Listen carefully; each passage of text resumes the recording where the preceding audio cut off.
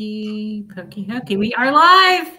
It happens every Thursday, 1:30 p.m. Central. We're a couple minutes late, but that's okay. Everyone forgives us because they've just been eagerly waiting in anticipation for this show to start.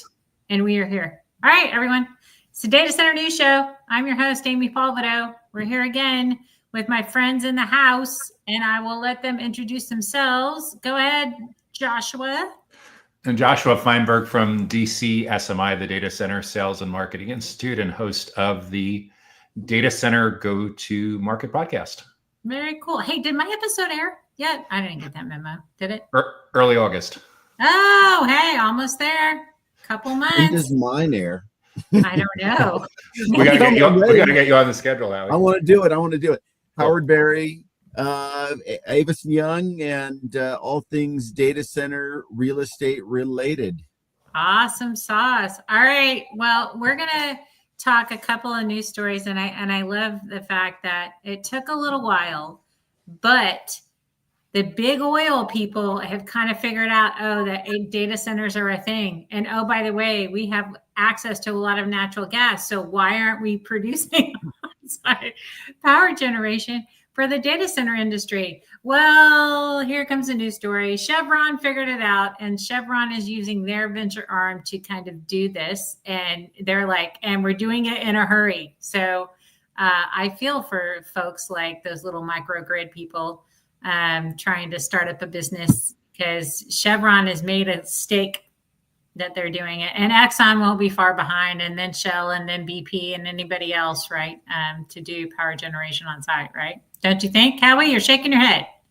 No?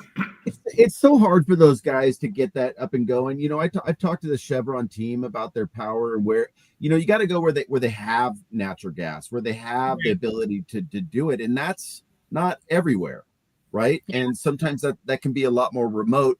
You know, Caruso doing their Abilene, Texas data center and tapping into flare gas, which is brilliant for power generation, is essentially the concept that we're talking about here.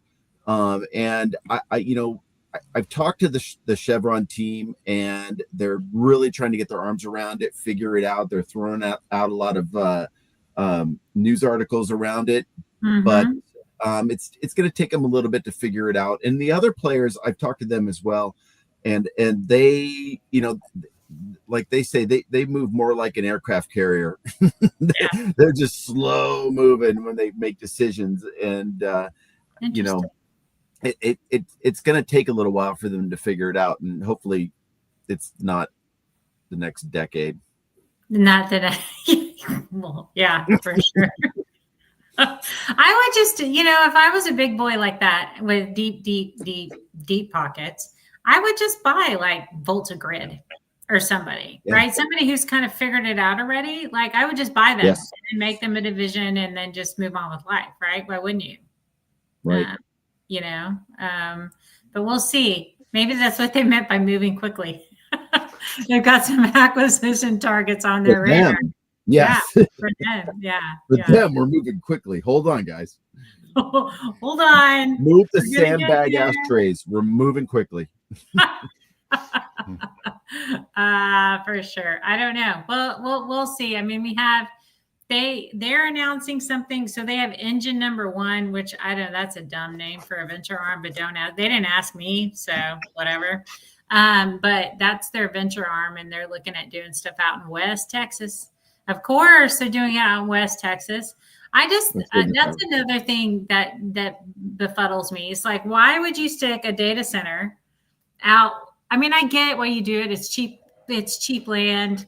There's power there, whatever. But you do still have to staff that thing. They still do have to have people kind of show up and wrench on it. I mean, and if you're sticking it out in Midland, no joke, who are they going to get to come work on this data center? I don't know, because everybody out there is working on oil and gas. So, yes. Got a much lower cost of living, right? So yeah, they're probably thinking about that. Yeah, but the problem in Midland, and this always has been a problem, is when oil and gas is cooking, there is no housing. Like in Midland, everybody who actually, and then they're trying to get workers. So what happened would be people from Dallas would fly to Midland, stay in the hotels, work there in a week, and then fly home because there was no housing for them to rent. So the hotels were full, everything was full. There's a housing shortage, especially when oil and gas gets cooking and they're really trying to do stuff. So imagine trying to locate a data center in Midland, Texas, when you basically, the unemployment rate is collectively 0. And then you're trying to go hire a bunch of data center technicians. That'll be fun. So we were working on projects in Texarkana, and we found out that a majority of the workforce there drives out of Texarkana an hour each way just to get to work, and they're in the oil industry. So everybody is traveling these long distances to get to their jobs. Yeah, it's an interesting thing. I don't know. We'll see. But that always, and then the article too was hilarious because they were talking about West Texas and the plentiful water resources. And I'm like, did you not know West Texas is in the desert? Like, I'm just saying, just newsflash. It's very deserty. I don't know what water they're talking about. I don't know. Maybe it's the climate change. Maybe there's water there now and I don't know about it. I don't know. No idea. But we'll see. Someone's got a grand plan and they're willing to spend billions of dollars to execute their grand plan. I don't know. So they need to acquire a data center developer and they need to acquire a residential builder. Yes, kind of both, right? It's going to come hand in hand, especially if you're going to do anything West Texas, especially. Yeah. I mean, you'll see like when things are rocking and rolling, especially in the oil and gas industry, farmers will make a mint because they'll stick like electric poles out in the front by the road. And then there'll be all these like RV and makeshift RV parks out there with porta potties and electric poles. And then they'll just lease out part of their front land. That's when Eagle Ford Shale and all that stuff was going on. And they were doing this big fracking thing popped up all these, RV parks. And so it's a way to get housing, but I don't know if data center technicians want to live like that. There's a battery manufacturing plant that's going into Nevada right now, and they're actually building the town first. So they're putting in enough for 2,000 residents, and they're building this town out. It's pretty stealthy what they're doing, but then the battery manufacturing is coming right behind it. But that's the intent. That makes sense. I mean, we're starting to see that. We're seeing a lot more manufacturing popping up and challenging us on sites that have power for manufacturing. So we're seeing a lot more onshoring of manufacturing coming on. And I'm running into sites where they're saying, no, we're going manufacturing, not data center here. Interesting. Well, yeah, manufacturing supplies more jobs, right, than data centers do typically. It's easier. Yeah. It depends on the situation, right? If they want less traffic, get a data center. Yeah, true. But is manufacturing getting anywhere near the loads that data centers are? Is there 100 megawatt manufacturing site, or are they always like 10 and less? Some, we run into some that are 100, 50, 10, 20, 30, 50, depending on the manufacturing. But, we do run into that. Interesting. Yeah. I just, I guess it's, if you're a semiconductor, you're going to use a lot of power. Oh, that's true. Anything with a clean room in it, right, is going to use a lot of power. Yeah, for sure. And then the whole AI race is not only just data centers, but it's semiconductor too, right? So it's the stuff that's getting built out at northeast of Austin and Taylor, the Samsung, and then Applied Materials is putting something out there too, and all of that. I can't, Yeah. It's both for sure. Yeah. Remember like 25 years ago, Dell made a name for himself by requiring all of their suppliers to be like super close to where they were assembling PCs. Yes. You almost wonder if anyone's thought about that, like massive efforts around vertical integration. So everything with quotes around everything is in the same place. I think it was in that big movement too in the 90s when, just in time, manufacturing. And so his solution to just in time was like put everybody really close. So you have low latency between, when you needed your parts and stuff.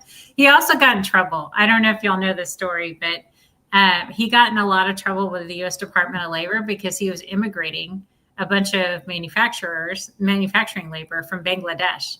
And not only did he was immigrating them, but then he would house them right next to the campus. So he basically, and so all they ended up doing was going from work to home and then home back to work, and they're working 12-hour shifts. And it was, the DOL had a little problem with that because it kind of looked like slave labor, sort of. Sounds like my day. Yeah, I know, right? That's what I do all day. Yeah. Well, yeah, your commute, what's it, like 5 steps or something? Yeah, like 28 steps across the house. Yeah. Yes, but it was back in the 90s that was like frowned upon by the Department of Labor. They were like, wait a minute, slow down. So they had to stop with the little encampments that they had for the people they were, immigrating in. But that was in the 90s. Now they can't do that, right? The immigration law, they're going to let them do that. So there you go. Biden's gone. They can't do that. They can't do that anymore. Yes, nope. For sure. Yeah. So let's talk through besides. So in Germany, I find this interesting, and I don't think this is even plausible, but they're trying to do. Everybody's trying to convert offices because they got all these extra offices, and I'm like, we've had this conversation before. I don't know how they think. I mean, they're super efficient, and they could probably figure it out because they engineer everything. But how can you convert an office into a data center? Like with the loads and the weight, I don't think it's meant for that, right? I mean, I don't know. Ended up talking with the Netrality people, and they have a couple of sites where they're part data center, part office, and they built those out. And they did basically, the only way they could get away with it was because the bottom 6 or 7 floors were actually parking garage, and they were able to reinforce in the parking garage itself in order to do 4 or 5 floors of data center. And then above that was office, but that's how they were able to do it. But I can't imagine just taking a normal, 4-story, 5-story, 10-story office building and turning it into a data center. Like, I don't know how that's possible. We are marketing right now a site in Fort Worth, downtown Fort Worth. And, we've got 17 fiber providers in the building, in the street that we're out right now, and it's a historic building. So what the developer benefits from on this site is being able to get tax credits, right? And there's 40% tax credit on improvements, which you could sell those and revalue them. But we're doing a carrier hotel, and we should get our load study today based on how much we can deploy per floor. We've got 2 data centers on floor 2 and 3, but 19-story historic building, and put all the infrastructure in the parking garage is the plan, and build it out and built a meet me room. And we've got a ton of activity just because the demand of what's pushing out in West Texas on data center development. Right. So that's interesting. Is it going to be like part office, part data center? Because I think there is some tenants in the upper floors, in 4 floors, and so it will be a mixed use development. Yeah, and it's the same as like One Wilshire. In a lot of the carrier hotels have a mixed use in them. Yeah. Okay. I think that's appealing to people, like to have a data center close by and where you're leasing an office. I think that might be appealing to folks, right? I don't know. There's a lot of CTOs that still have extreme preference for like proximity, like 2-mile radius, 7-mile radius, something like that, where they or someone from their team can get there like super fast. And if it's like, we don't even have to take a Uber or drive 5 or 10 minutes, we literally just take an elevator and we're at the data center. Then if you want to take it to extreme levels, you think about like Adam Newman from WeWork doing that experiment where he's blending like co-working space and apartments. Yeah. Like you never have to leave. First 3-4 floors are luxury apartments. Floors 3 to 7 are offices, and the top level is a data center. Yeah, I know, right? Then you'd be there forever. Like, why leave? I mean, you give yourself a top golf station and a workout room, and you're set. That's interesting. I don't know. Maybe it does become the next mixed use, right? You got to figure out what to damn offices. I mean, Yeah, I've got a meeting with a hotel group that says we've got hotels all over these locations in major cities. Can we do modular next to our hotels? oh, I'm like, interesting. I don't know. Let's take a look at it. Let's see what you got and where you're at. Maybe because there's, we're out of land in a lot of metropolitan markets. We need Right. more edge compute. Potentially Yep. could work. So Yeah, I mean, some of those hotels have huge parking lots, right? Huge. What was that, right? Joshua? So the hotels want to be like data center operators. This is for themselves, for their own IT needs. No, for they want a data center operator. They want Really? they want to partner with an edge modular data center group and put them on their properties. Interesting. It's a concept. It's like, well, let's take a look at it and see if it's possible. Yeah, we for can sure. do And that. some of those smaller modular or smaller edge guys that do 5 megawatt deployments or something less than that might make sense, right? And then you can Right. use that out. And, and then San Jose, they're building a project downtown San Jose, California, a residential project next to a data center. The mayor's trying to push it through, but they're using the heat Right. off the data center for heating the resident units. And Right. Yeah. all right. Yeah, they talked about doing that, and that's kind of or starting to become more prevalent in Europe, right? Yep. To do something like that, or to use the heat capture in innovative ways. We did have that one guy on there where they're using it for greenhouses and growing food. That's always kind of an interesting, neat one. Yeah, no, that's completely interesting.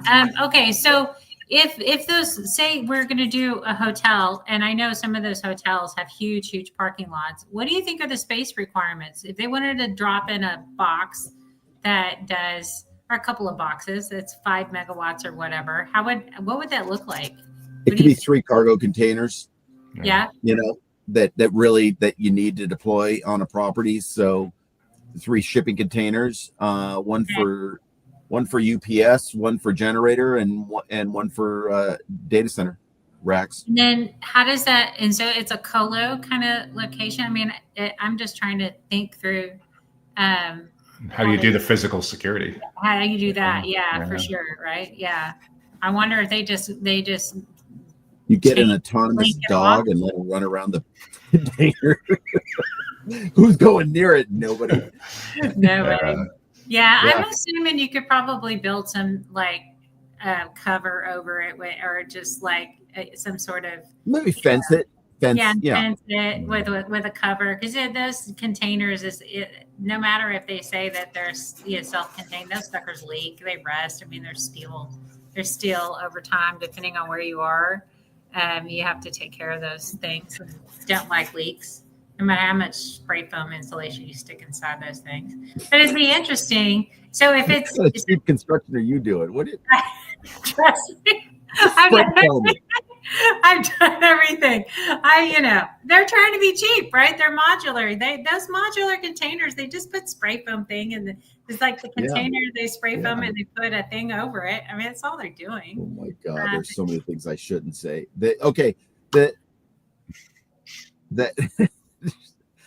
Some cheap construction, but yeah, Yes, it is. people are getting creative. People are coming out of the woodworks everywhere for ideas and what can we do. And I just saw a pitch deck from a publicly traded entity that does say self-generation behind the meter. I know. And so now everybody's starting to say we've got to start looking at, which is totally positive, and we need to start doing this. But I'm seeing that happen more where that figure it out ourselves, because relying on the grid is not going to be the long path here. Well, and as newer technologies come out, like so Dell's just announced their new heat exchanger, which basically drops a lot of the energy use. And they're not the only one chasing how to cool stuff off. And I think there'll be more and more technologies that come out. Maybe those modular ones are do y'all hear that? Landscaping? No landscaping guys right outside my window. Well, we're live, so what are we gonna do? This is special. We did it in an airport. But hey, Joshua, do you like? I don't know. Have you seen any? I just saw this too, where Microsoft is going to be using fuel cells for generator backup. And have you seen that at all?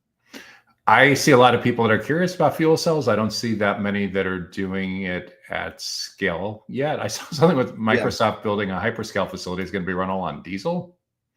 Yeah, somewhere in the There you go. Midwest. Yeah. Clean by 2039. Like it needed like to be fully the generators were massive, and it needs to be fully replenished every 10 days or something like that, with like a dozen trucks or something like that. It's insane what they're doing as a workaround to try to run this off grid somewhere. That's crazy. Wow. I haven't heard of that, but I did see the Microsoft's development in San Jose was the proposal showed fuel cells as a backup. Yeah. It's being marketed. Like I talked to a couple companies that are in the fuel cell business that market it specifically as a replacement for diesel generators. Right. And so what that means is they're not having to truck in diesel, right? So but they have to truck in fuel cells. Well, okay. Get natural gas is what they're going to rely on for the fuel cells. Oh, I see. Okay. So or hydrogen, or they could use hydrogen. But hydrogen never makes sense to me because it's such a process to make hydrogen. Yeah, I know. I don't understand that either. But I mean, I guess it's lighter to transport, so you're going to spend less moving it around. Well, and the other way we're going is ammonia, but transporting ammonia is pretty dangerous. But it's a cleaner fuel source. Yeah. Oh, that's true. That's crazy. When I was at Dice National, I met with a group of guys that their whole business is they have like 180 trucks or whatever, and they're like your emergency response for diesel. Like if you're about to run out because you don't have whatever to fire up your generators, or it's disaster recovery or whatever it might be, if you're about to run up, they promise you pay triple, quadruple, whatever to be there within 24 hours with diesel, with a diesel tanker that ready to fill up your generators or whatever it might be. And that's their whole business. I was like, well, okay. Yeah. I mean, years ago, I was at a AFCOM meeting, and the sponsor or the speaker at the meeting, their whole business was cleaning the generator tanks. Oh, wow. Because the fuel spoils over time. So it was like maintaining the diesel in the generator tanks. That was their entire business. They don't deliver the diesel. They don't install generators. It's fuel maintenance. Right. Because you have to circulate in a diesel tank. You can't let it sit.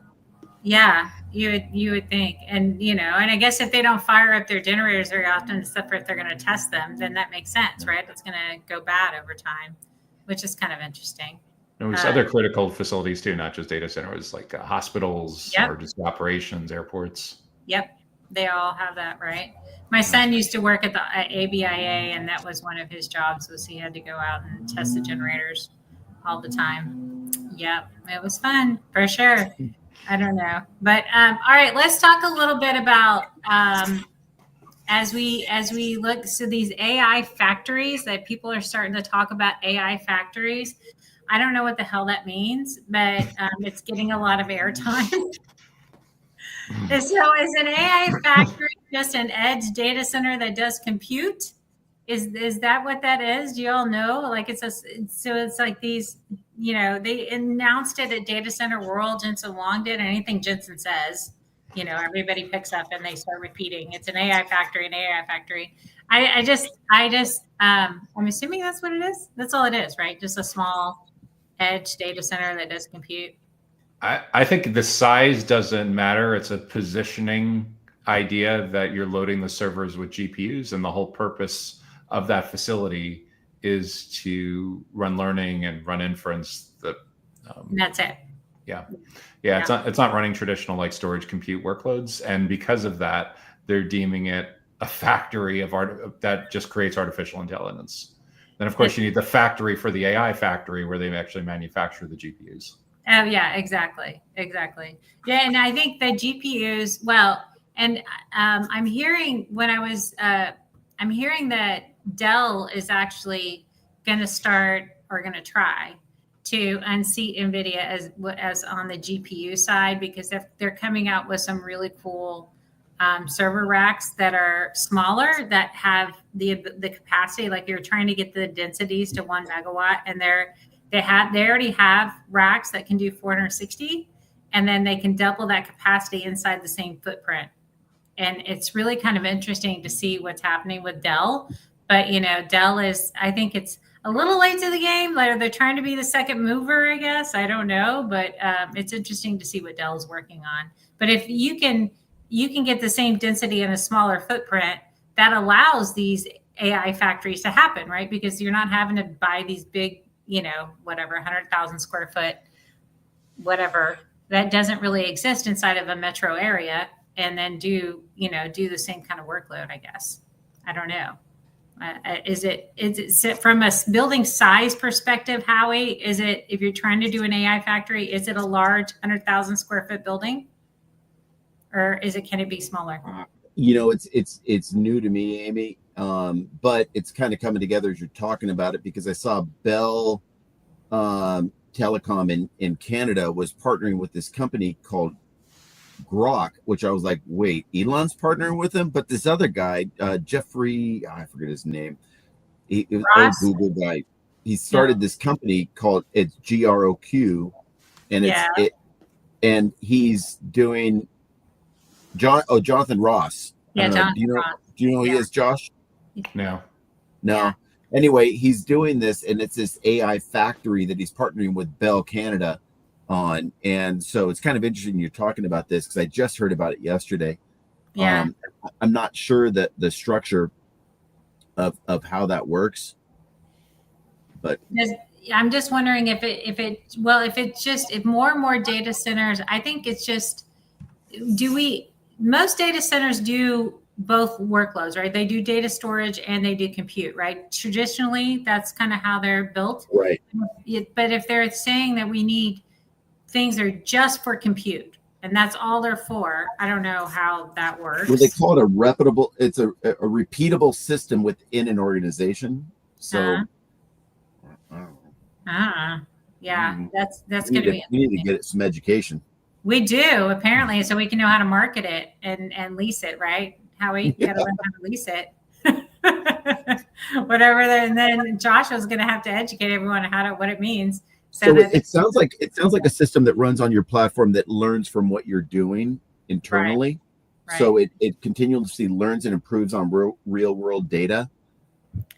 So it's like your digital twin, Amy.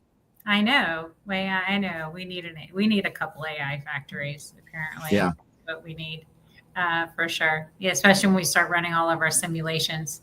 We've already talked to like a couple of folks here in Austin about, hey, we need a blade or two. We're running out of our NVIDIA hosting credits.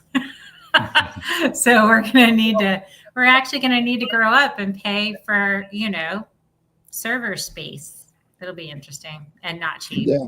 And I'm not looking forward to it, but it's okay. I like free. I like that big F word, free. It's awesome. I don't know. There may be more coming with that at some point. I keep hearing that NVIDIA wants to be more in the hyperscaler, like public cloud, kind of competing with AWS in owning more of the infrastructure rather than just making the chips. So. Yeah, we're seeing that. Are you? Mm-hmm. Yeah. They have I would say, for being an NVIDIA startup, it's actually a very cool ecosystem to be in. And it allows you not only from like hosting credits and different things like that, but just the ability to partner with other folks that are kind of on the same lines. They only let specific folks in and all the folks that are doing digital twins, but then you get to partner with the folks at NVIDIA that are leading those kind of efforts, which is really super cool on their part. It's actually a pretty cool program to kind of be in and kind of learn from them and do that kind of stuff. What do they call it? Lab or? They call it the Inception program. So yeah. They have these great names. Yeah, I know. It's awesome. So their startup Inception program. And, I'm technically in it till November, and then we'll kind of see if they graduate me and say, all right, you should get up and, be an adult and do everything on your own. Pay full fee. Yeah. Yeah, I know. I don't know, but it's interesting. historically, these programs from like tech and SaaS companies going back 10 or 20 years, they love to get a foot in the door with incubators, like a Y Combinator type of organization, or VCs, because the idea is that those startups are going to have a tremendous amount of support, both in terms of mentoring, advising, and capital, that are going to light a candle for urgency under everything. So the idea is that subsidize like 90% off year one, 50% off year two, and then year three, hopefully you've jumped ahead to another funding round and you can pay your own way. So it's like getting the foot in the door. It's very similar to what I did early on in my career, where in academia, where they give students, faculty, and staff massive discounts on software and hardware, with the idea that the impressionable 18, 19, 20-year-old who has a little bit of disposable income, if you can get them hooked on Apple or Google or Microsoft or whatever it is at that time, as they grow up, as they become more of an adult, as they have more budget and decision-making sway in the workplace, that you hopefully landed someone with decades and decades of brand loyalty. Yeah, no, for sure. So it works. I mean, we're a Microsoft startup too, and we're a Google startup, and I just went after everything I could. You're a startup, you got to be scrappy.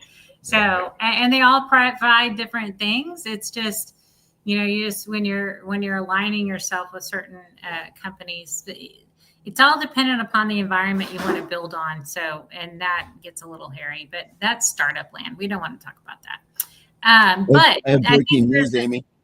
There's what? I have breaking news. Okay, break your news. It just came in.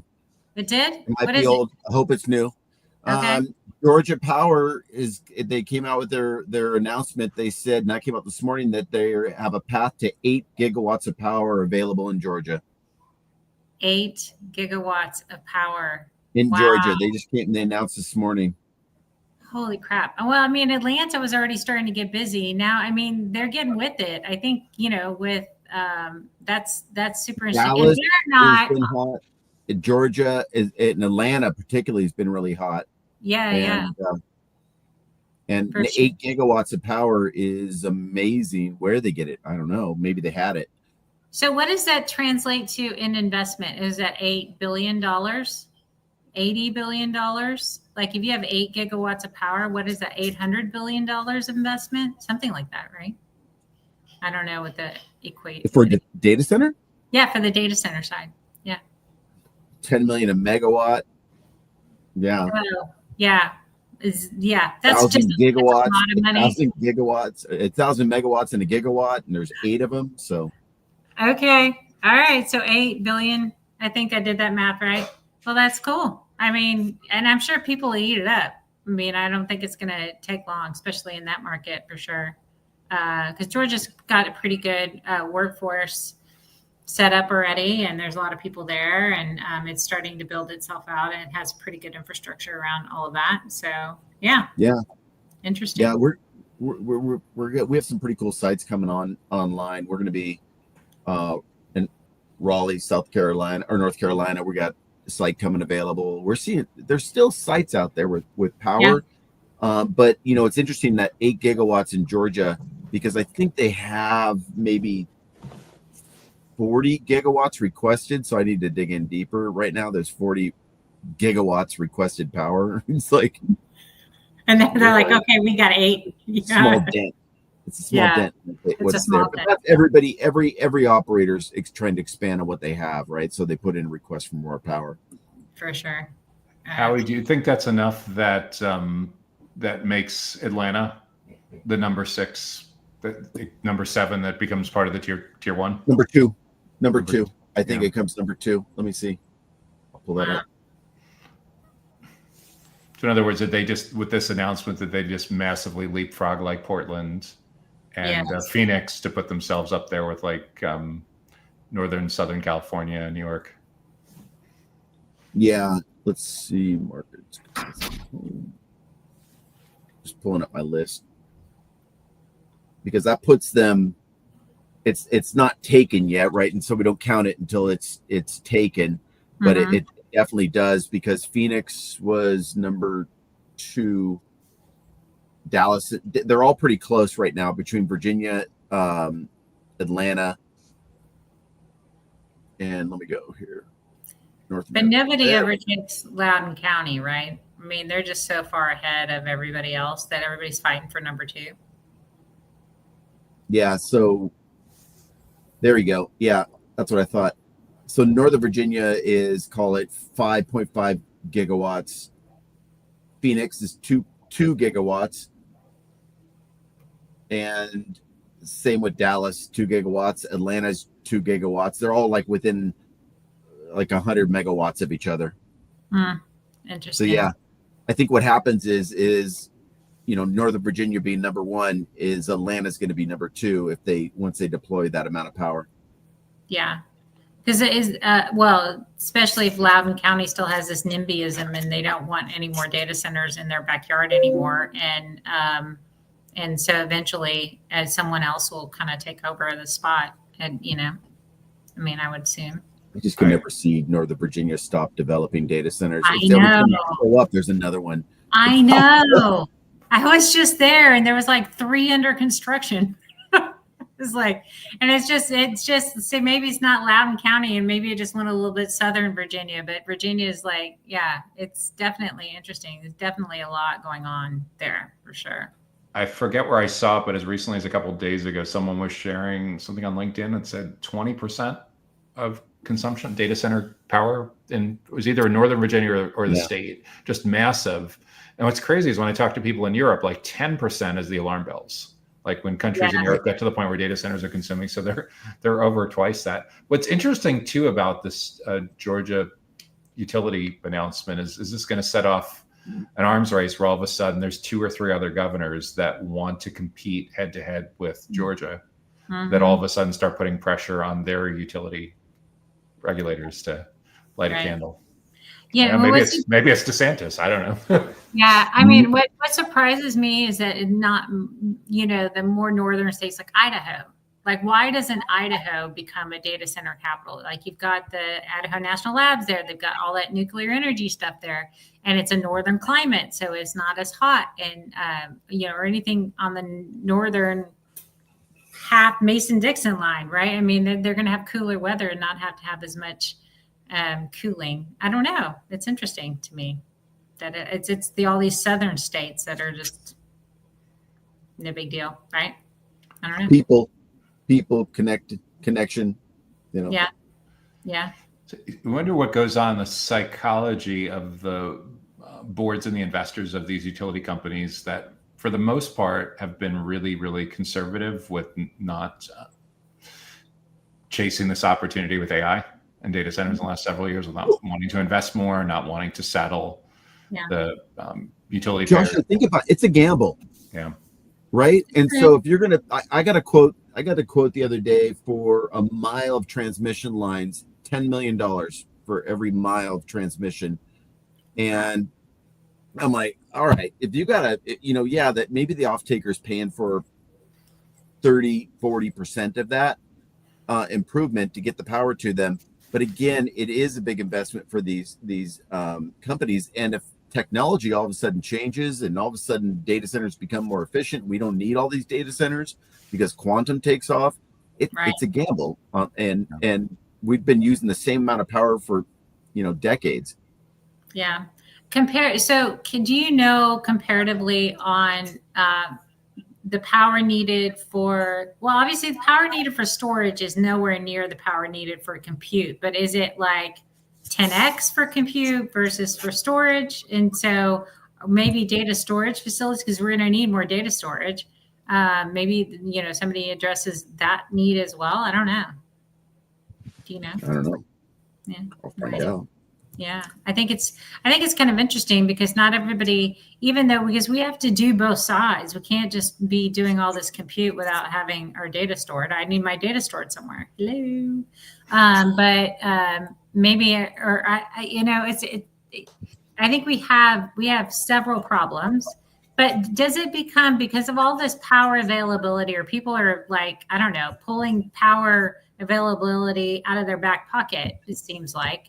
Does it become not a big deal anymore? Because that was a big deal for everybody. It's like, as long as there was power, then we'll put a data center there. But what about going back to the connectivity and all the other, like, we don't want to be in Tornado Alley. Are they going to get picky again, you think, since power is seeming to become more readily available? Or is it not? Is it still power? I think for the foreseeable future, the constraint is power. Yeah. Yeah. Even these idea that the models get lighter, and because of that, they need less space, less power, fewer resources in general. Yeah. It's still a big TBD on whether, in general, the models are going to get more efficient. In theory, there's a scenario where it does happen. I just don't think it happens in the next couple of years. The challenge with all of this is it's constantly like this multivariable forecast of trying to figure out which is going to be the predominant factor. Even something as basic as like what's going to happen in the US in the next 2 years with midterm elections, what's going to happen in 2 years after that, what's the policy going to be around drilling and nuclear, and it has all of that is such a huge bearing. Regulatory environment, tariffs, there's so many externalities. I don't know how you begin to make heads or tails of these massive investments. That's true. And they're all seem to come online in a couple of years anyway. So they'll talk about it now. But I'm not going to see the fruition of any of this investment for a couple of years, I would assume. So I don't know, with Sam Altman partnering with Johnny, I know. They're going to they're taking away the cell phone's going to go away. Yeah. That'll be weird. Concept. We're not going to, how we communicate is we're carrying a cell phone that's going to go away. Is that what they are trying to do? Are they really going to F with us that way and just say you don't need a cell phone? What are they going to do? Put a chip in our head? Did you see that interview that they did together sitting at a bar in San Francisco, just hanging out? Let's talk about it. And we're going to create a whole new thing because Johnny created the iPhone and all of those services for Apple. Yeah. And now that are devices that we're going to use to communicate. And even Google, I saw Google's launch on their AI program where you just set down your device next to you and you're like, hey, I'm working on the car and I have a carburetor here and I got to do this. Oh, wait, hold on. Here's a video. This shows you how to pull that part out and it'll interact with you while you're actually doing chores, things. And so how we're going to make money on this, it's going to be something we all have to use and we're going to rely on. So, but it's not a phone. It's something else. It's not going to be a phone. It could be your glasses. It could be who knows what, a little device you put in your ear. Yeah. Okay. Interesting. Who knows? They're going to come out with some announcement. It could even be something that just shows up on the palm of your hand, and you're like, oh, okay, make call. Weird. Hello. I don't know. That is weird. I mean, I know. I mean, I can see the earpiece and I can see maybe glasses, right? It'd be like a wearable device, and maybe you have your watch too, or whatever. And maybe you don't need the phone. I don't know, but what was it? Meta created those glasses that could read your mind. Yeah, I know. The Google glasses. Yeah, and I will say, like, our little software company is integrating with those, right? And building out integrations for like technicians. So you can look through. We're in the middle of doing this, and it's really cool. And so you can look through the glasses and they can see what they're looking at and they can walk them through, this is how you need to do this, or do a QC check on, did you do this appropriately? Oh, yep, the cables look good, or whatever it might be. So we are in the middle of testing some of that out, but it's limited capabilities. It's not going to be like their phone. So maybe I need to hurry up and figure it out because it's all going to turn into a phone. XYZ company they send out engineers to your construction site where it's augmented reality, and they can see, is your foundation off by an inch, 2 inches, a foot, whatever it is. And because it displays the whole, I'm sure you guys have seen them at the trade shows, but I've been following for years, and it's pretty cool technology because it saves you a ton of money on change orders when you look at a ceiling and go, look, you can't put lights there because there's process piping going right through that section. And so the amount you pay for that engineer who comes with that headset saves you on change orders. Oh, for sure. Yeah. And then eventually it'll all get the digital twin will be built during construction, right? And so you Yeah. will have, as it's being built, you'll have a true as built, right? Because I Yeah. was in DC, and I know that you basically don't build what the plans say. So you get close, and it passes inspection, and you move on with life, and nobody knows what the hell you built. Like, you know, like it Yeah. looks the same, sort of, but it could be off, and it could be different. It could be very important that whatever you built was different. They I need to wonder know. how we're going to become like smarter in what areas based on, because so many other things are going to do things for us, and we're just not going to use that part of our brain to I think know. of things, or I like know. math. like no, that or typing. Do you think we're going to type anymore, or we're just going to talk to our Think computers? it. You think it, it'll go. We're going to think it till we're going to have it connect. Yeah. I like. Do kids need to know how to type? And we remember the whole thing back in the day when everybody was like, no one knows how to do cursive anymore, and when nobody's teaching cursive anymore. But now we're not going to even teach typing anymore. We're not going to need to teach typing. Like, you know, we're just going to say, hey, computer, blah, blah, blah. And so all those people that type like this is their hurrah. Because they don't have to type 80 words a minute anymore. I love that.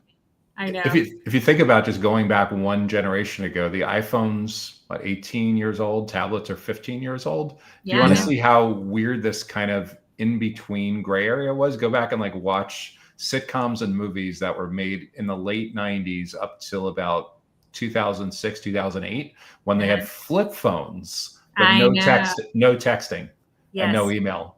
I know. They just called. Somebody just called you. That was it. You guys remember pagers? Like, I how remember in the ass. pagers. Here's your phone. I got a 911. Yeah. Yes, for sure. And I remember I got a cell phone, like a flip phone, a cell phone, and I was using it for business. And my very first, and once I got a hold of it, my very first cell phone bill was like $250. For 250 minutes of calling. It was $1 a minute I back in the day. It was know. insane. Yes, it's it was like $3 today. I know. I was just on it all the time, and I was like, "Oh, this is awesome! I can call this person. I'm going over here. I'm doing this, and this is great. I can be super effective." And then I got how my important I am. I think what we're going to see with the augmented stuff is in this. It was interesting. The CEO of Anthropic, the Claude, made a comment yesterday to start preparing the world that like 20% of entry level knowledge worker jobs could go away in the next couple of years. Oh, for sure. But the reality is all these augmented devices, though, are making it possible for an entry-level person to have like the skill set of someone that took 20, 25 years to get there. Yes, that's very true. And I think, and then it's, I mean, I'm experimenting every day, and everybody, if they want to pick up one skill, is learn Python. I mean, if you're going to learn anything, because ChatGPT, all the coding is done in Python. All of it is done in Python. And so when you ask ChatGPT to build you out a model or do anything, it's all written in Python. It's pretty cool. And then you just need to be able to read it, because you don't need to be able to code it. You just need to be able to read Python, look at it, does it make sense, and go, okay, yep. And then you just deploy it, right? And you test it out and deploy it, because Salesforce doesn't have software engineers anymore. I mean, they stopped hiring software engineers, and they just started using AI to build out all their stuff. So yes, it's interesting for sure. I don't have time for Python. You're a little busy. My little person, I need to learn it. But I'm talking to all the young kids, right? Like if they're there was also an article too talking about how, and I'm hoping the data center industry doesn't fall prey to this too, but some industries are becoming so tech forward that more people are leaning to them, and the healthcare industry is actually getting more people than the technology industry is, which I find interesting, because the healthcare industry is becoming so tech forward that it's kind of cool, and they can go, and so they're getting a lot of the graduation kids are going into the healthcare industry more than they are any other sort of tech company. So I'd love to see kids going into the trades and learning skill. I know. And those are the jobs that are going to be last to be replaced by robots or whatever else, because if you're a plumber, electrician, you have the skills to do that. Those are the jobs that are going to be the last to be replaced. But if you're writing Python or code or whatever you're doing. Yeah. You know, I'm hearing a lot of friends whose college graduates kids are working at like retail jobs where they can't use their degrees because there's no jobs for them. They're having a hard time finding jobs right now. Yeah, I think the trades become super tech enabled too, and then the job changes, right? I still want the spider that will pull wire. Like, why does an electrician need to pull wire? Like, why can't you have a little robot that just knows where the wire is supposed to go, take it from back here, and then just run it in the rafters and bring it down where it's supposed to do your drops, right? I still think that's okay. Why does you need to have an electrician pull wire? That's just kind of silly. Because don't take away our man skills of pulling wire. That's part of our job. Just like, yeah.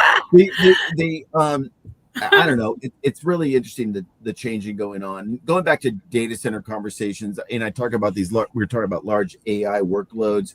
You know, it's really interesting. We're finding a lot of these guys that are deploying large AI workloads are working with utility companies to say, look, we can do our training models at certain times on peak, hours when you're using power, and so we're seeing that a lot more now, where we're negotiating with the utility companies, say, hey, look, we can be your partner in power usage.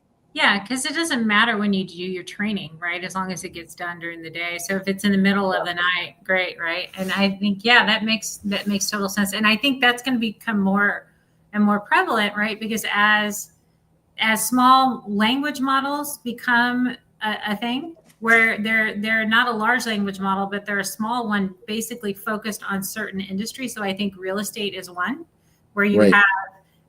We don't care what Picasso wrote or built or painted or whatever. We don't need to know any of that. We just want to know real estate stuff.